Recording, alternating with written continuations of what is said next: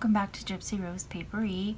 In today's video, I'm going to go over a topic or discuss a topic that comes up a lot, I noticed, in the chat groups and the junk journal groups, especially from beginners, and that would be organizing signatures. And so here I have my own personal junk journal that I'm working on, and I posted a picture of this in Junk Journal Junkies.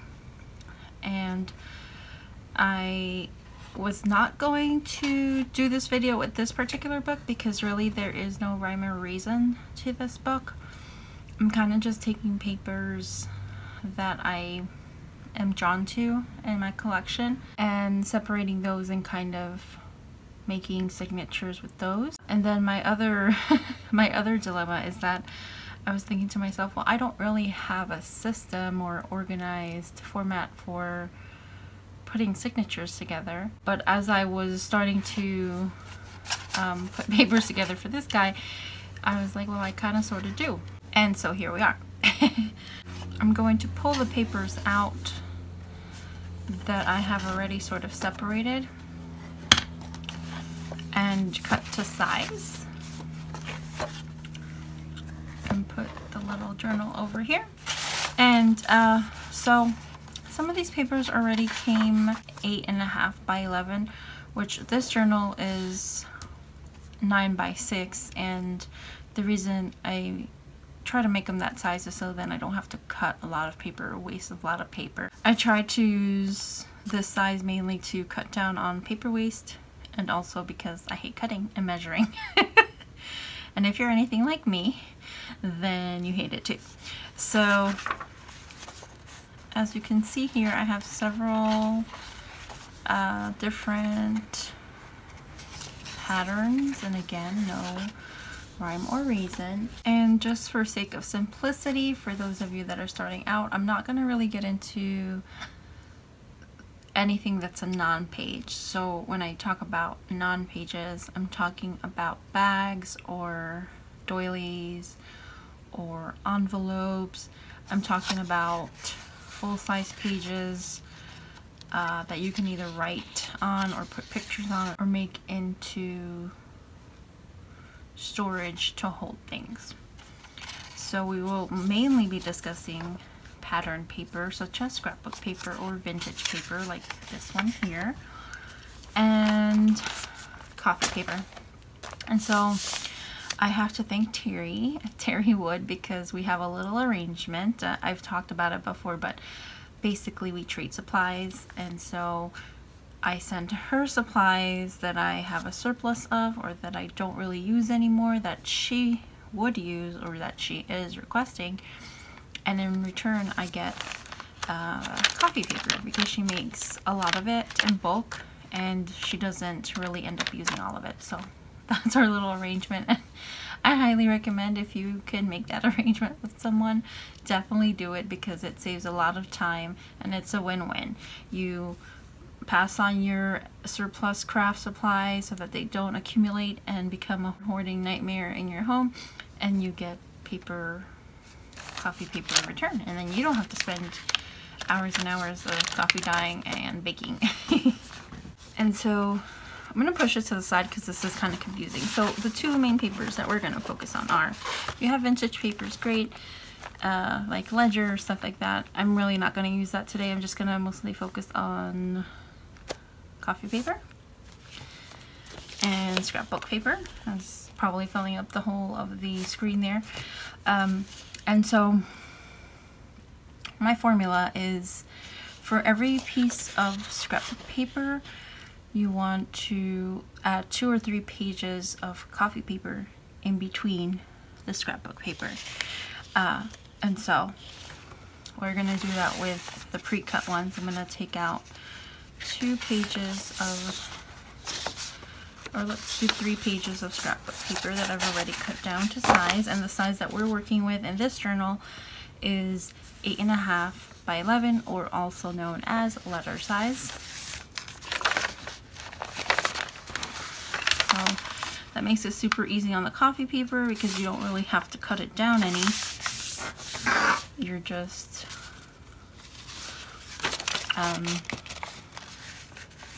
just folding it as is. So that makes it super duper easy. So this is 3 pages of coffee paper. Another scrapbook paper.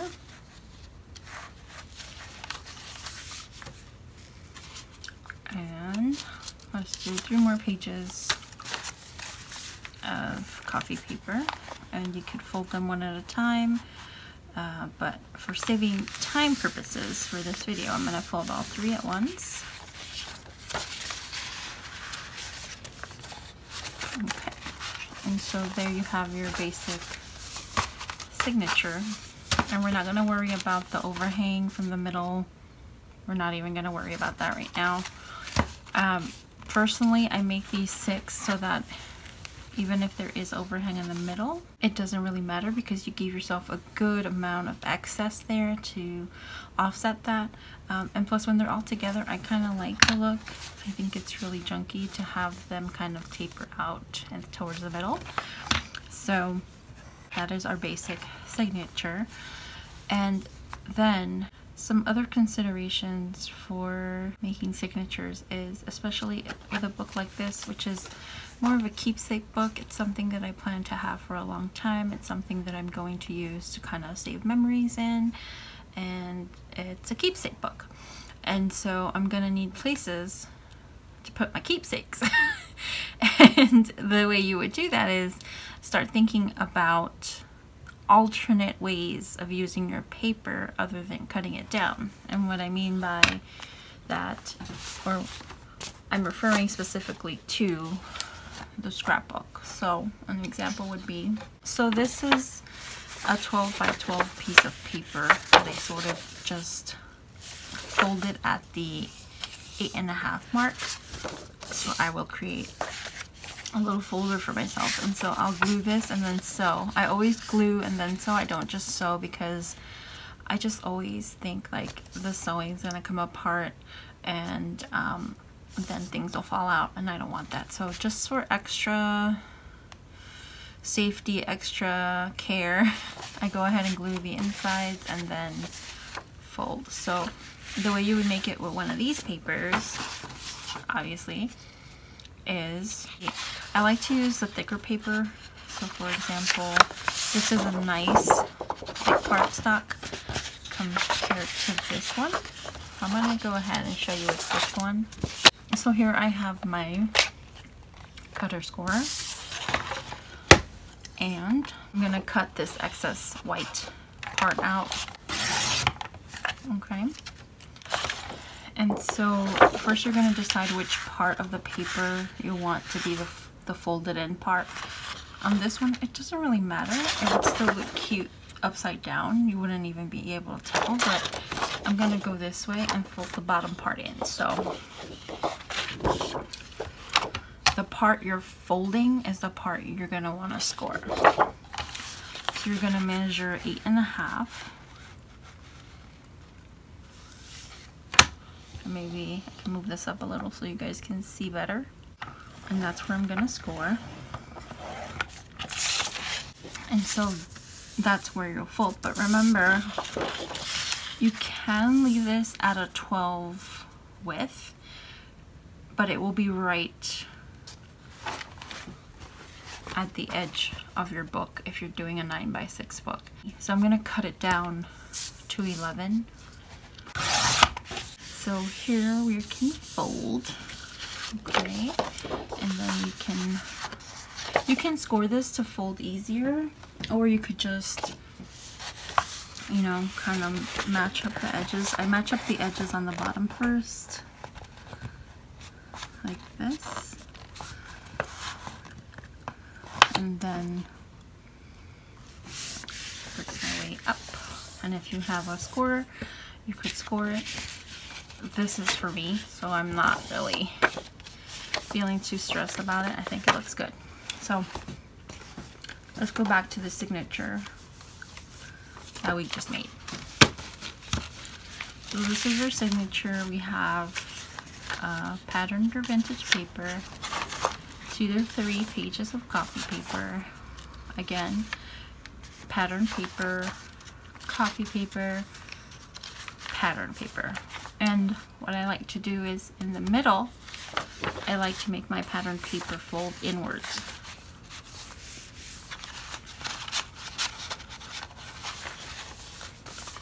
So like this. Okay, that way when you open it up, it's got that really nice pattern and you could use it for pictures. The other thing that I like to have in one signature is storage. So I tried to accommodate the size of the signature to fit storage.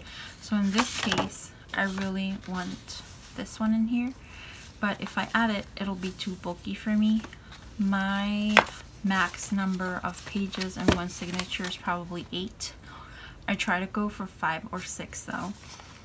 So it's like 10 per signature. So what I'm going to do here is pull out this purple one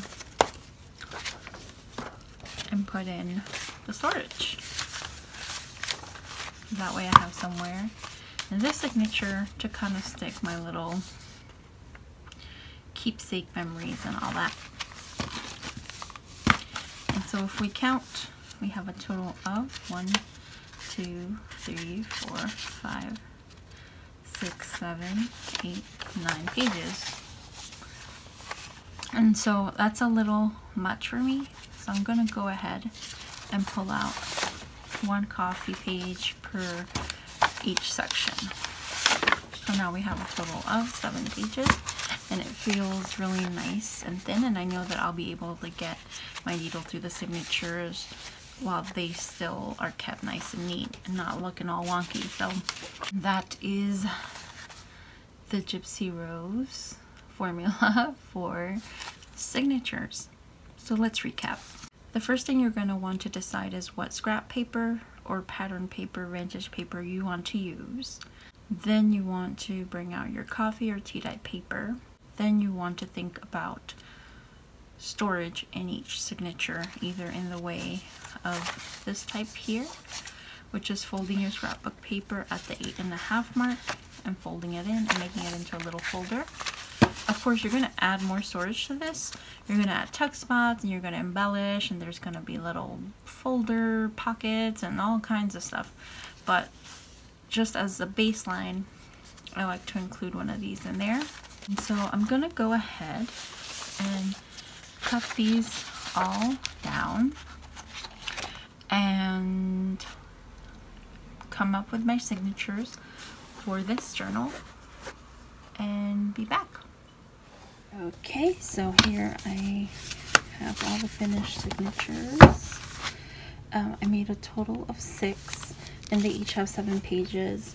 So when you kind of break it down and multiply it and divide it and all that, it's 168 writing sides. It is a 3-inch spine, and so there's still room to add stuff. As you can see, when I squeeze it down, it tapers towards the tip there.